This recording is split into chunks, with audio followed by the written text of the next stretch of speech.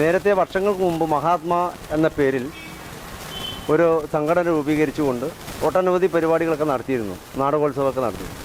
എന്നാൽ 2024 Mahatma educational charitable trust എന്ന പേരിൽ ഈ സംഘടന പുതിയതായി രൂപം കൊണ്ടു.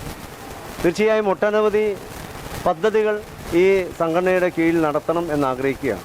അതിൻ്റെ ഔപചാരിക ഉദ്ഘാടനമാണ് ഈ വരുന്ന 23-ാം തീയതി ഞായറാഴ്ച 4 മണിക്ക് ഏറെ ബഹുമാന്യനും ആദരണീയനുമായ കേരളത്തിലെ പ്രതിപക്ഷ നേതാവ് ശ്രീ VD സതീശൻ സാറാണ് ഈ ചടങ്ങ് ട്രസ്റ്റ് ഔപചാരികം ഉദ്ഘാടനം ചെയ്യുന്നത്.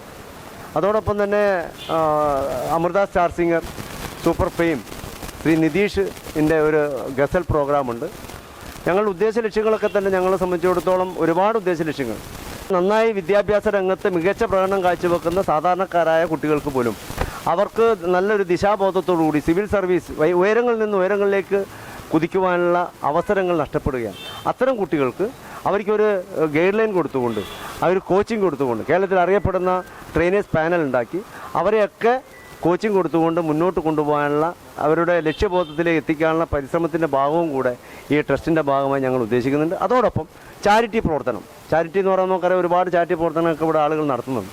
ഞങ്ങളെ സംബന്ധിച്ചിടത്തോളം സാമ്പത്തികമായി സഹായിക്കലല്ല, മറിച്ച് പ്രയാസം അനുഭവിക്കുന്ന ആളുകൾക്ക്, ദുരിതം അനുഭവിക്കുന്ന ആളുകൾക്ക് അവരുടെ കൂടെ നിന്നുകൊണ്ട് അവർക്ക് ചെയ്യാൻ പറ്റുന്ന സഹായങ്ങൾ. മഹാത്മാ എഡ്യൂക്കേഷൻ ചാരിറ്റബിൾ ട്രസ്റ്റിൻ്റെ ഓഫീസാണ് എൻ്റെ പിന്നിൽ കാണുന്നത്. ഇത് പേരാം റോഡാണ്. ഈ പേരാം റോഡിൽ നിന്ന് മുനിസിപ്പാലിറ്റിയിലേക്ക് കടക്കുന്ന തൊട്ടടുത്താണ് നമ്മുടെ ഓഫീസ് നിലനിൽക്കുന്നത്.